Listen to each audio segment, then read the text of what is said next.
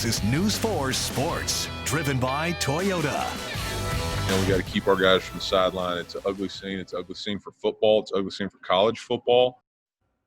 Like head coach Eli Drinkwitz said, it was an ugly night in the swamp for Mizzou. Not only did number 10 ranked Florida snap their 2-game winning streak, the Gators and Tigers got into a big brawl that took attention away from the game.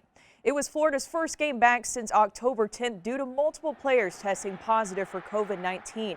The Gators were still without some of their key players on their secondary, but that didn't stop their defense from absolutely stifling Mizzou's offense. The Tigers were held to just 17 points and 248 total yards, only 40 of which was rushing, leading to their lopsided 41-17 loss. But all of that was eclipsed by the scuffle between Mizzou and Florida before halftime.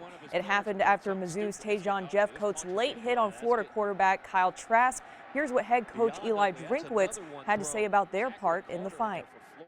I was watching, my eyes were on the ball.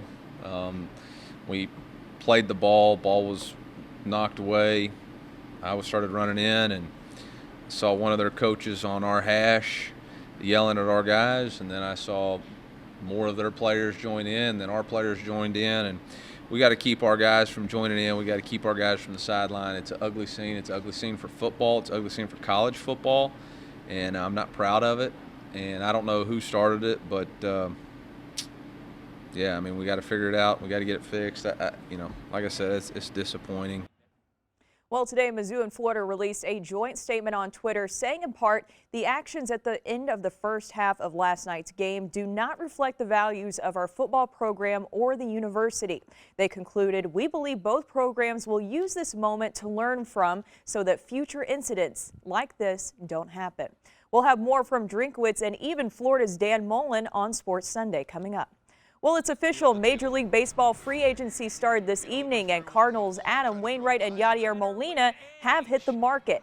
Wainwright has been through this process before, quickly signing one-year deals with the Cardinals the past few years, but this is new territory for Yadi. The catcher has spent 20 years in the organization, and he's coming off a 3-year, $60 million contract. Now we'll have to wait to see if we get to see the legendary pair stay together or go their separate ways. President of Baseball Operations for the Cardinals, John Mozeliak, says their goal is to bring both of them back. Have touch base with both their agents going prior to this, and obviously, it's going to be continued dialogue to see if there's a way to retain both of them or one of them as the offseason unfolds. Well, you watch it right here on News 4. The 0-7 Jets versus the 6-1 Chiefs. I wonder who will win this one. Well, first quarter, no score, but Patrick Mahomes quickly changed that. Hardman, who I sat out on my bench on fantasy this week, 30-yard touchdown, and they just get things rolling from there. Minutes left in the first. Mahomes right here with some time, and he lets it loose down the field to Tyreek Hill in the end zone. Chiefs take a 14-3 lead. The Jets defense couldn't stop Mahomes or the Chiefs. He just keeps doing it again and again. This time a 41-yard touchdown pass to Hill. Chiefs easily win this one at 35-9. Well, the Denver Broncos with a big comeback win today over the Los Angeles Chargers, and it was thanks in part to former Mizzou quarterback Drew Lock. The Chargers led 14-3 at halftime, but right here, with just seconds left in the fourth quarter, Drew Lock was able to give them the victory. Drew Lock told reporters that he actually told his guys right after halftime to, quote, man up, and they did, just taking control of this game. In the second half, Locke went 14 of 18 passing for 155 yards and 3 touchdowns in the fourth quarter alone, leading to the 31-30 victory over the Chargers. I think a lot of Mizzou fans love to see that, Lauren. Absolutely, but sorry about your fantasy football, Brooke. I know. Bummer about that. I'm disappointed in myself. Well, thank you very much. Coming up on Election Day, Missouri